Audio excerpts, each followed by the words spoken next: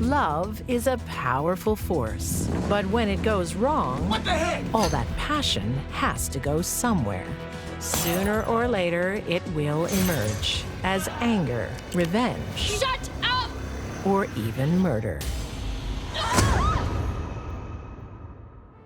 In 2010, in the historic gold mining town of Sonora in Central California, Ricky Roberts is a local hero. He was well known. He was popular. He was a demolition derby car driver. He was a multiple-time champion on several different circuits. Ain't I a spoiled man? Good customers deserve special treatment. For 42-year-old waitress Cheryl Lucero, Ricky is the catch of the day. They hit it off almost right away. You need a cheer squad? Always. She played up to him like crazy. The problem was, he was married. I'll see you soon. Yeah, you sure will. Well, how about tonight? How about yes? Okay. Cheryl definitely knew that Ricky was married, and I don't believe it bothered her. Against his better judgment, Ricky succumbs to Cheryl's charms. Something about Cheryl turned his head. Hey, you all right? Oh, I'm guilty. It's just our tiny little secret. Cheryl's good at keeping secrets. Hi, hon. She has a partner of her own. Chris Tinkham has been devoted to her for 9 years. What's wrong? I'm leaving you. Chris was a real decent guy. He was steadily employed, and he helped support her and her children. Cheryl, I love you. Don't. And the kids, it's like I'm their father. I've made up my mind. She left him, and according to him, for no apparent reason. He didn't know why she had decided to end the relationship. It's because Cheryl wants to be totally available to Ricky. Get over here. I thought we could catch a movie. Baby, you know we can't do that. Why not? Because this is our personal time. But Ricky has a reputation to protect as a member of the church and volunteer policeman. I'm sorry. He would never see her anywhere except where they had their personal time. But that's not enough for Cheryl. She had a different understanding of where their relationship was going than Ricky did. I want to show you something. Cheryl's understanding is that this relationship is forever. You're insane. Cheryl did have a tattoo of Ricky Roberts' demolition derby car. It had to feel a little creepy.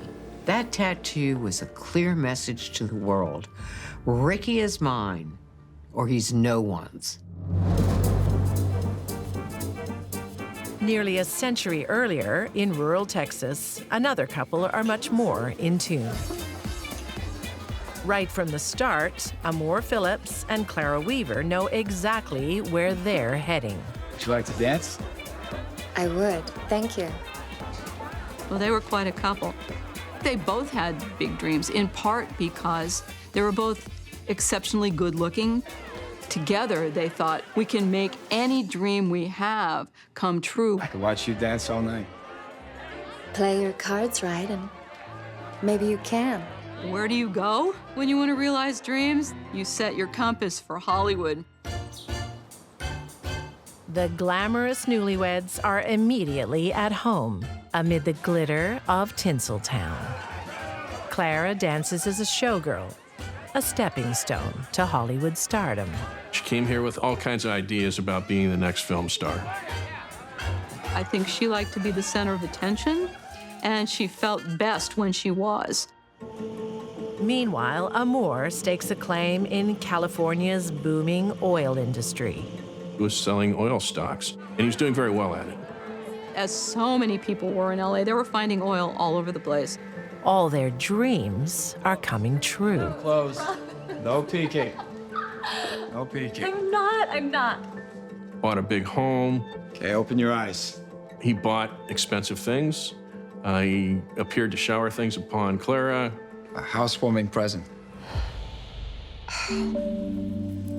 In return, Clara decides to forget stardom and become the perfect wife. She gave up her career to devote herself to a husband she considered to be her baby. My hikings are for your eyes only.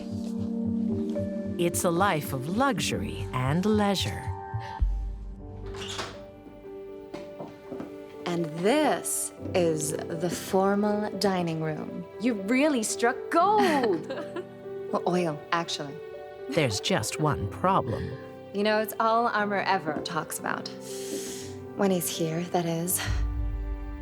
Clara pours her heart out to her friend Peggy Caffey. You know, I gave up everything, and he's never here. She carried around this insecurity about their relationship from the beginning. Is he working long hours? So he says. Clara is feeling neglected and becoming suspicious. Armour's activities definitely led to some suspicions about their relationship, about their marriage. Armour had a wandering eye. Mrs. Meadows. 19-year-old Alberta Meadows lives nearby, a widow after less than a year of marriage. Mr. Phillips, what brings you here? You. She'd lost her husband, Jesse, in just sort of a freak accident. He was an electrician. I'm so sorry about your husband. He was a good man. Should we take a walk? Sure.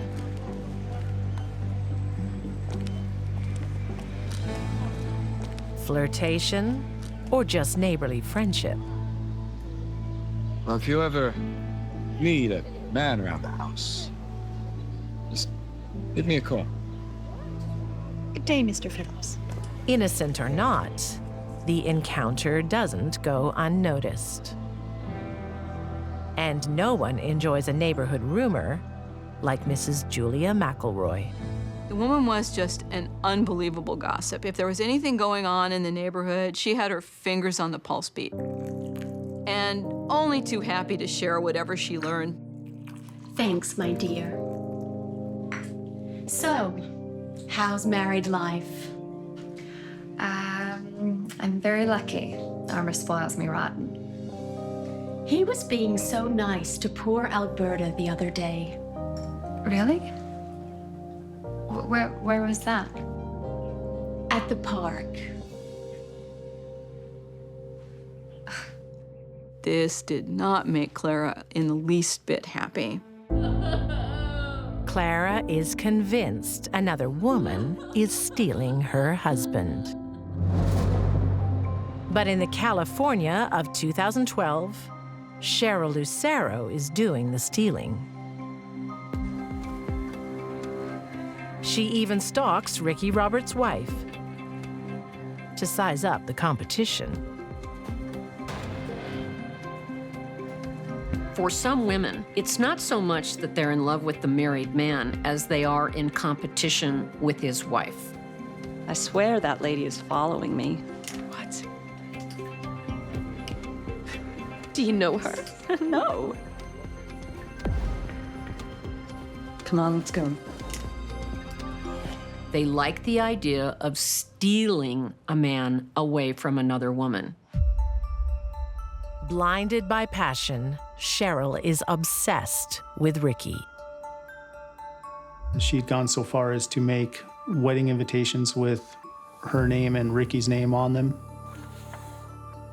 Ricky makes it clear he won't leave his family. But Cheryl makes her plans anyway. She she wanted to start a new life with Ricky.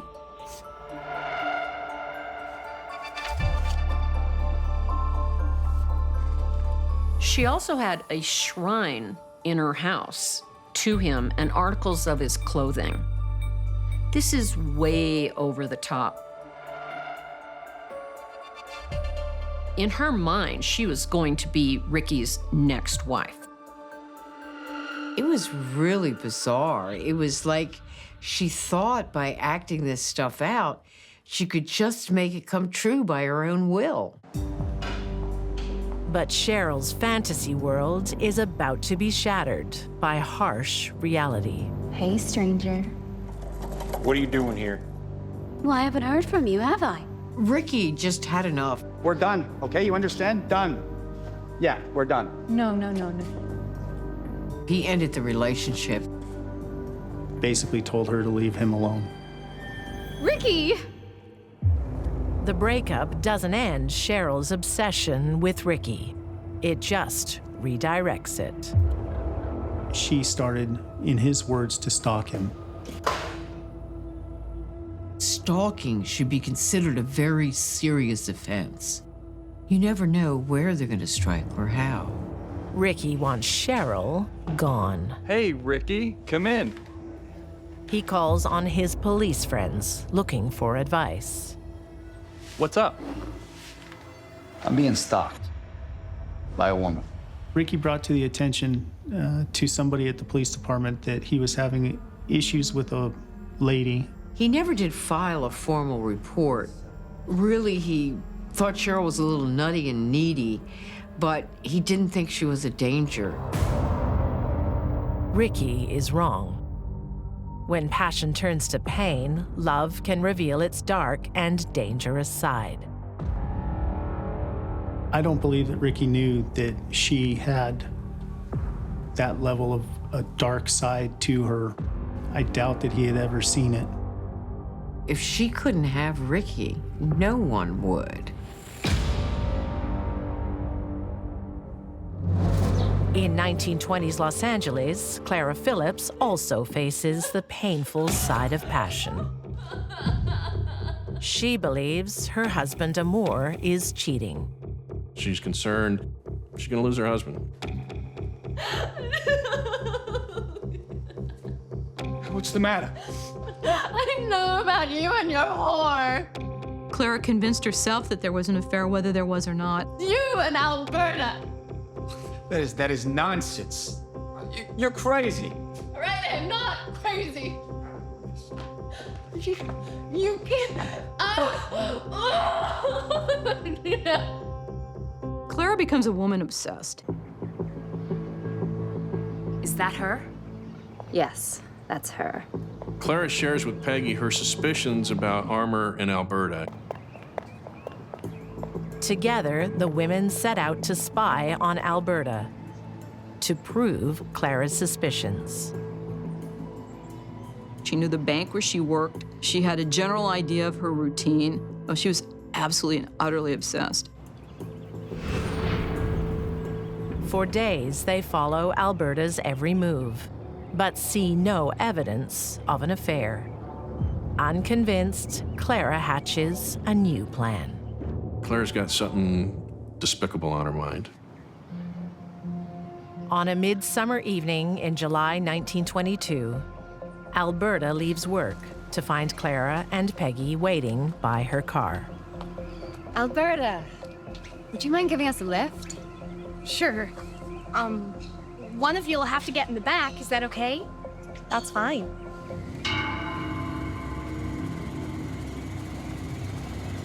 They direct Alberta to a winding back road on the outskirts of LA.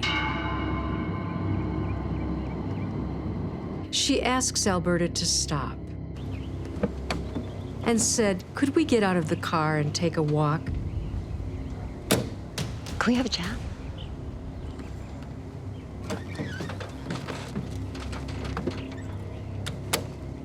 Immediately, Clara's demeanor changes. You've been sleeping with my husband. What? Alberta's response was denial. But this didn't satisfy Clara. He gave you that response.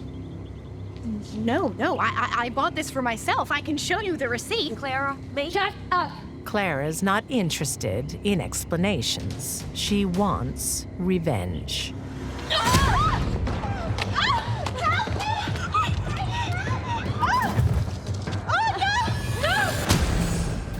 A hammer delivers a huge amount of force to a very small area. This is a murder of rage. Help me! She hits her in the head over and over and over again. It would have looked as though an animal had mauled her. It was likened to Alberta having been attacked by a tiger. For good measure, Clara rolls a heavy rock onto her victim's chest. There was no good reason to roll that 50-pound boulder onto Alberta's chest. Clara is drenched in Alberta's blood. She gets Peggy to clean her face. And they drive off in Alberta's car. Clara gets her revenge. And that's just what Cheryl Lucero is seeking when she confronts Ricky Roberts on February 16th, 2014. Hi, Ricky. Don't seem to get it. You don't. She brought a loaded gun. I think there was only one outcome she was considering. Put the gun down. You don't need to do that. Here's this crazy woman that he's dumped in front of him with a gun. On your knee. So he drops to his knees and begs her to not shoot him. What's it gonna do? Nothing. I'm sure it was very terrifying. Somehow, in her warped little head, if she killed Ricky, then he was hers forever.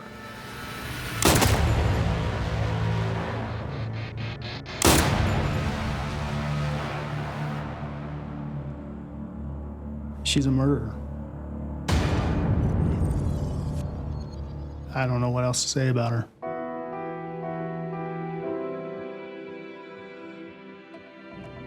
Sergeant Ryan Killian, first on the murder scene, is a friend of Ricky's.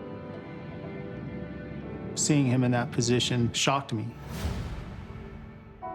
He'd volunteered thousands of hours with the police department. He was considered a member of our team, and it was heartbreaking.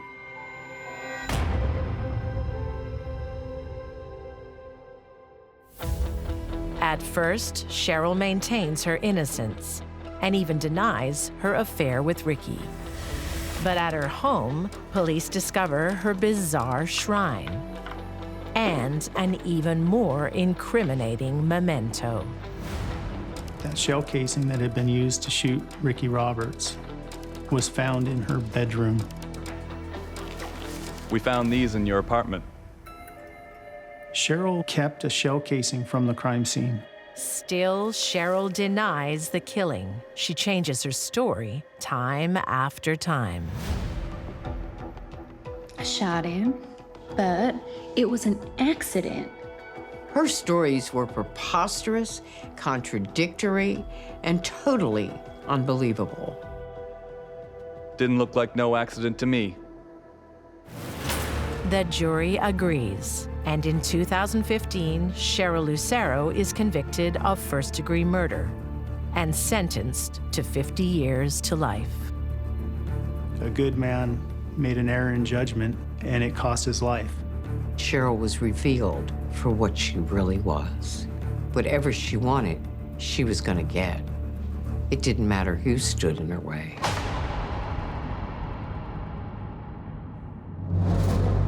When Clara Phillips successfully gets Alberta Meadows out of the way, she believes she's saved her marriage. She's removed her rival in a completely gruesome and utterly horrible way, but she's proud of herself.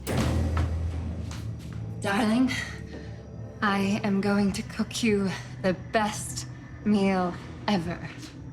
What happened? killed her. I killed your lover. And she thinks that Armour should be likewise pleased because it proves her devotion, her love. Despite what Claire has done, Amour's first instinct is to protect his wife. Remember, He books her a ticket on a train to Texas. it's Mexico. He tells her, go there, wait for me, I'll come to you. Come on. Come on. But while Clara heads to Texas, Amour has second thoughts. Armour is complicit and maybe an accessory after the fact in a very ugly murder.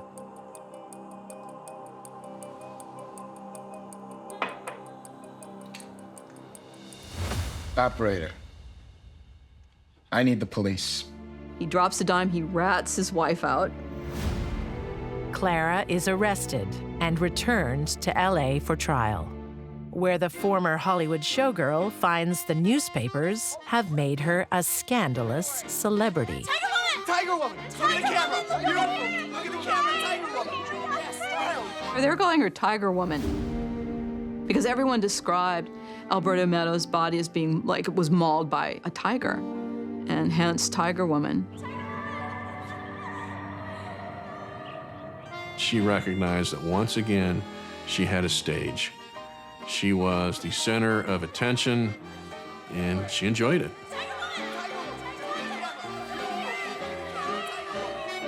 She felt like a celebrity. She was a celebrity. A jury finds Clara Phillips guilty of second-degree murder and sentences her to 10 years to life. This was a brutal, up-close, literally in-your-face murder committed by a woman in a jealous rage. She serves 12 years behind bars, but she had achieved her goal of national fame. She didn't really care how she got it, as long as people knew her name, and they certainly did.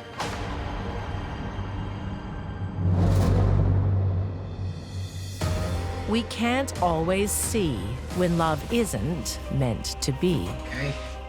We stay long after the passion is gone, or tolerate toxicity to keep the peace. When the breaking point comes, and it will, just be sure you're not the one to get broken.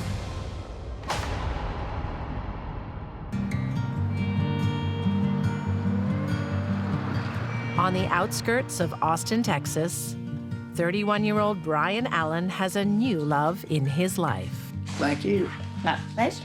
Cheers. And that's news that Brian's ex-girlfriend, Trishelle Green, doesn't want to hear.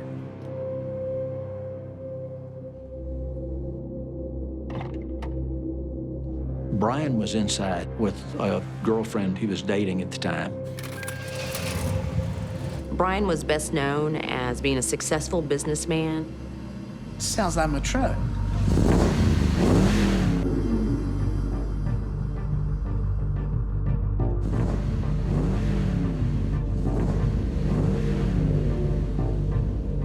"35-year-old Trishelle What the heck? is not ready to let Brian go. Get out of my truck! You're such a liar! You love me! You're such a liar! You're a liar! You're just like the rest of them! Just like them! Said you loved me! She rushes past Brian and chases the other woman.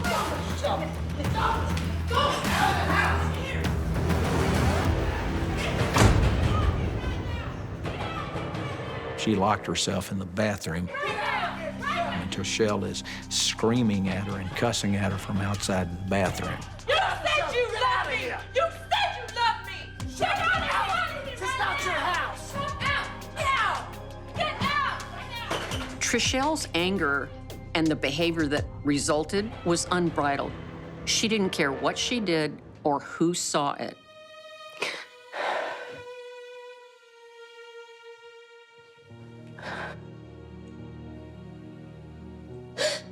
I'm sorry.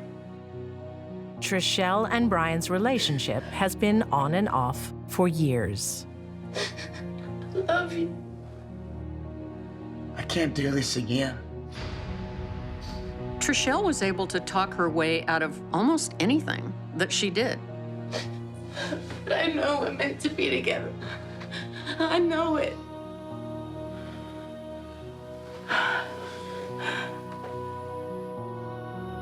Trishelle appeared to be willing to do anything to try to woo Brian back. Despite their turbulent history, Trishelle begs for one more chance. Very manipulative. She was very good at getting what she wanted. They ended up dating again. At first, Trishelle is on her best behavior. She could be a charming person. She was outgoing. She had a very authentic personality.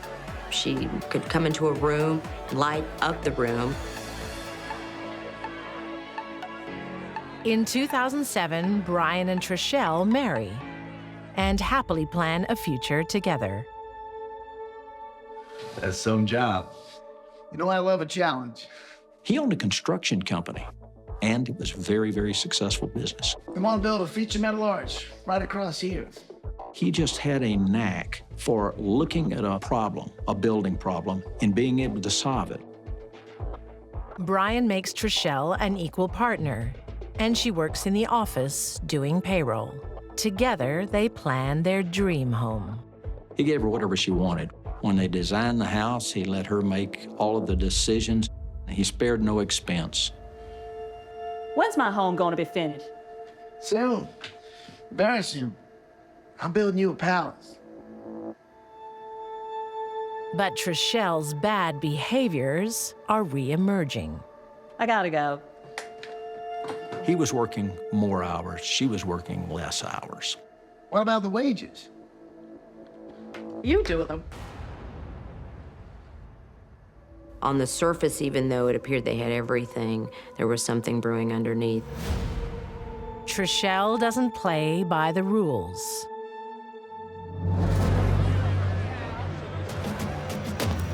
And in 2013, in Atlanta, Georgia, neither does 24-year-old nightclub promoter Sierra Harp. We have a saying here that kids like Sierra, they're about that life. That means she doesn't want to follow rules. She wants to do whatever she wants to do. See you tonight. And she was beautiful. Oh, yeah. Hey, girl. Oh, my. The moment Sierra spots 24-year-old Raheem Grant, she knows he's the man for her. Damn, girl. You want to pick that tongue up before you trip on it? He's charming. He's funny. He's all the things that someone like Sierra is looking for, so she fell in love with him right away. Raheem is a local rap star living the celebrity life, and Sierra wants in. She went out and gave him her card, and she let him know that she would like to do some promotion for him. Raheem's mother and manager, Geraldine, can see Sierra is looking for more than a job. I could see the look in her eyes when she looked at him, that she really liked him. She was never a girlfriend, but she wanted to make it seem like she was a girlfriend. When she got involved in his world, it's like she wanted to be a part of it. And it's like, I'm not gonna leave. I'm gonna be here, and I'm gonna make him like me and love me.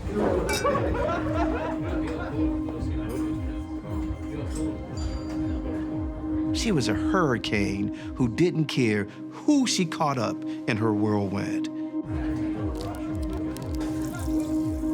When her charms fail to tempt Raheem, Sierra moves to plan B. Entrapment. So she spiked his drink. She spiked his drink with a drug, which made him drowsy. So they had sex. And after that, Raheem didn't even remember the sex. In her twisted little brain, she figured out, if he could be my baby daddy, maybe I could be his wife. Sure enough, 9 months later, Sierra gives birth to a baby daughter. Hey, Raheem. What? Got something for you. And provides proof of paternity.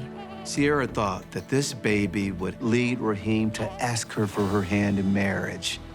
She just saw this beautiful life that they were gonna have. I told you. But Sierra's baby blackmail backfires. She was like better than you. Oh, he was mad. He was mad with her. That's why my son wanted the baby once he found out it was his, because he knew she was not a good mother. Keep her. I didn't want a baby anyway. Sierra walks away and leaves her newborn child with Raheem. This child was born for one purpose and one purpose only. And once Sierra saw that that wasn't working, the child was collateral damage. In Texas, Trishelle Allen is causing some collateral damage of her own. We going Friday night or Saturday morning? So go Friday, make it a long weekend. She was a charming individual up to a point. Where are we going? Spice fishing weekend. And that point was when she had too much to drink.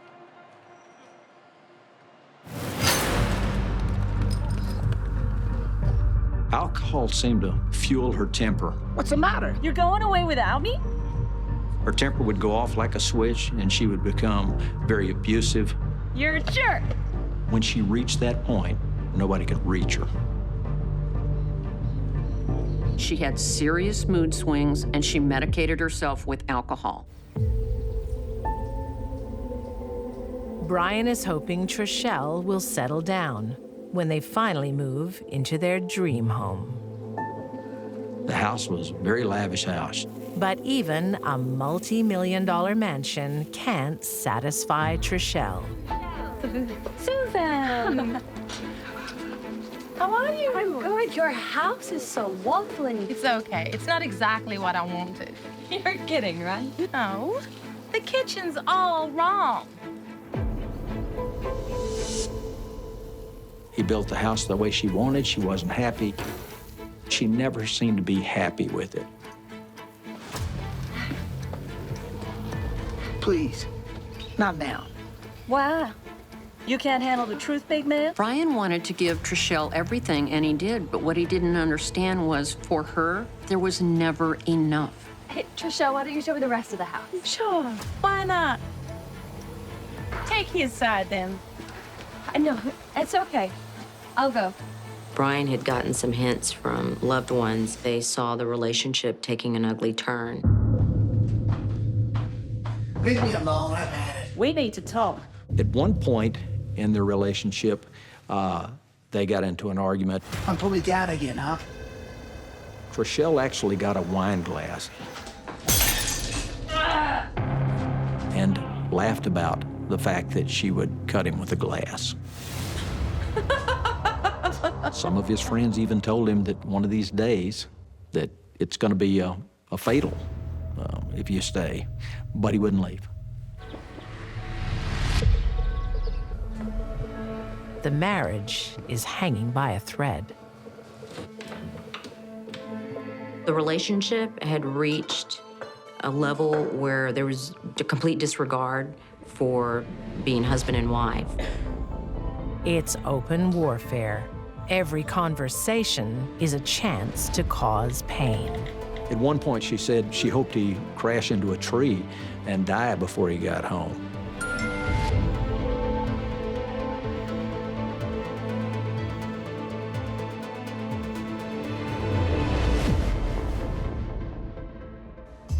But Trishelle plumbs new depths when she seduces one of Brian's close friends in the family home. You want to have some fun?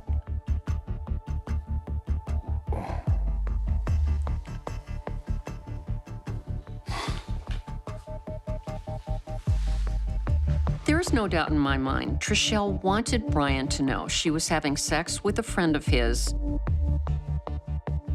She probably hoped she'd get caught. It was very brazen. It was a buildup over several years of a toxic relationship. There was just too many elements that created a perfect storm.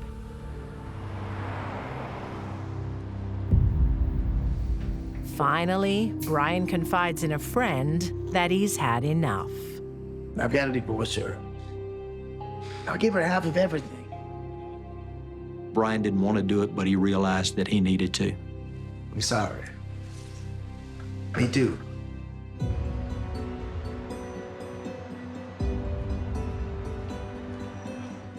But Trishelle won't be satisfied with a divorce settlement.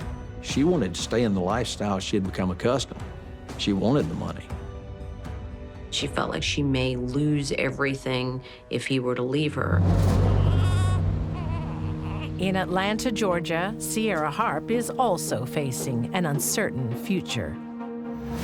The daughter she presented to Raheem is now 3 years old, and still he keeps Sierra at arm's length. This wasn't working out like she thought. Instead of loving her, all of his love was focused on the baby. He put all his love into his daughter, and she didn't like that because she felt that it should have been her. But Sierra still has a powerful ace up her sleeve. Unwed father in the state of Georgia has no rights to the child. Even though you sign the birth certificate, even though you do a DNA test, even though you do child support, you still have no rights to that child. If he wants full custody, Sierra must give her official consent. Sierra was using this baby as a pawn. So they had to be very delicate with her. They didn't want to upset her and have her pull the baby away. When Sierra loses her job, Raheem decides it's wise to keep her close. Okay. Is that the last of it? Sierra didn't have a place to live. Yeah, So Raheem let her move into the apartment. this could be a fresh start. There was no expectation she was going to stay for a long time or that they were going to be in any kind of relationship. Hey, look, Shawty, only reason you're here is because you just lost your job. Sierra has other ideas. That was her fantasy world. In her mind, she was his girlfriend. Hey, are we clear? He would go, Sierra, stop it. Stop it. It's not happening between us. It's never going to happen. But that didn't deter her. She continued to try to make her his number one. On December 29th, 2017, Raheem invites a friend to the apartment he shares with Sierra and their 3-year-old daughter. She was a trainer at a local gym. Your ex-girlfriend, she's crazy, huh? She is drop-dead gorgeous. Where they were just gonna smoke some weed and then they were just gonna hang out on the couch. Hey, Shawty, this is Elise. She's my gym buddy. I'm more than that. Well, y'all need to keep it down because I'm trying to sleep. Wow. I should go away. So she goes, I'm out of here. That's where the argument started. Man, what's wrong with you? I've told you 100 times, I'm sick and tired of there being women in this house. Sierra is consumed by jealousy. You understand? Hey, she's in full rage. Y'all calm down. Sierra lunges at Raheem with a knife. After the argument, Raheem has a bloody face. And we know that because he recorded it. Yeah, okay. Hey, you see that? Look at that. Look at this. See that? That's what Sierra Harp did to me. And he says, y'all see this? Y'all see what this bitch did to me? This is what Sierra Harp did to me. Look at this. You see that? That's Sierra Harp. Really? Yeah. Really? Yeah. We You doing hear that? that? You hear that? The recording captures Sierra's rising anger. She comes up behind him. Yeah. Hey! And there's a gunshot. Raheem is hit in the spine. Paralyzed, he's pinned to the floor. The phone falls to the ground, and suddenly you see Sierra standing above him with a gun, screaming. Realizing the phone is recording, Sierra sees a chance to tell the story her way. This man, he beat me for 4 years. This man put me in hospital. As the victim, How do you think this was gonna go, Raheem? Huh? She had figured out that, oh, how can I create self-defense? Well, if I have it on video, cursing at Raheem, saying that he had abused her. Stop! If you kill me, you're going to prison for life. And the whole time Raheem is saying, baby, no, Don't shoot again. You'll go to prison. Don't do it. Stop, please! You think you can just walk away from me? From me? Over the next 13 minutes, Sierra shoots Raheem 6 times. What did you think was gonna happen, Raheem? But not aiming to kill. 3 of the bullets hit his arms. She shot him in the arms on purpose. I told you no girls. You think you can just walk away from me? From me? She didn't want him to die immediately. She made him suffer. Every moment is caught on camera. It was like the worst horror movie you would ever see, except it was real. Raheem is inching his way to the bedroom where their 3-year-old daughter is witness to everything. She was in the bed, and my son was right there on the floor right by the bed. So she could see everything was going on, and I can only imagine him seeing the fear in his daughter's face, and that was his concern. No, I told you once. At one point, he says, "Let me kiss my daughter," and she says, "No, crawl to her." I just want to hold my daughter, please listen. And Sierra said, no, you don't get that opportunity. This is it for you. And she shoots him in the top of the head about 2 feet from their daughter. No, please, please, please. It was a straight-up execution. It was a nightmare, and it's still like a nightmare. Trishelle Allen is planning an execution of her own. Fearing her husband Brian will divorce her and leave her with nothing, on July 1st, 2013, she waits for him with a loaded gun.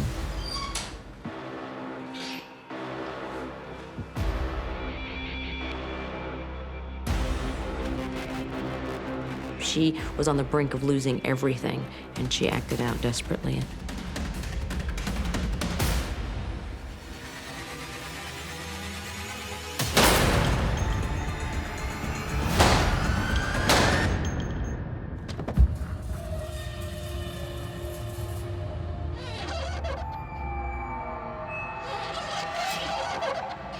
This was a murder of rage.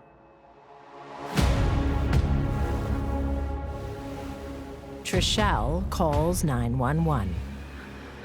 But realizing Brian is still alive, cancels the call, or so she thinks. Die, you piece of dirt. Die knowing that. As he's dying from a wound she inflicted, she's cursing at him. So that's what he's hearing. That's what Brian is hearing as he's dying and losing his life on the floor, is her calling him names, telling him to die, knowing that. But Trishelle hasn't disconnected from 911 like she thought. The dispatcher is listening to every word. She didn't realize that she had not hung up on that phone. The dispatcher could hear her. Die, you piece of dirt. Unaware her initial message has been recorded, Trishelle dials 911 again and gives a vastly different performance. Oh my gosh. I had to kill him. I had to kill him. I had to shoot him. He was coming after me. She sounds like a woman in distress saying, "Oh my gosh, I had to kill him. I had to shoot him. He kept coming at me."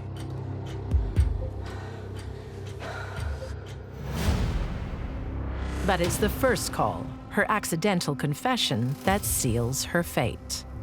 In 2015, Kara Trishelle Allen is convicted of murder and sentenced to life in prison. She was motivated by anger and hatred. Instead of walking away, instead of getting a divorce, instead of working it out, she chose to use violence against him and murder, and that's evil.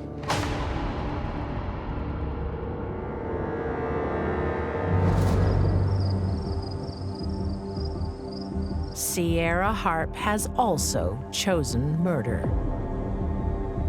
When she realizes she will never have Raheem, she makes sure no one else will either. Now she goes to extreme lengths to blame her victim. She stabs herself in the legs 10 times. These are huge stab wounds. Huge stab wounds. Something that you could bleed out and die from.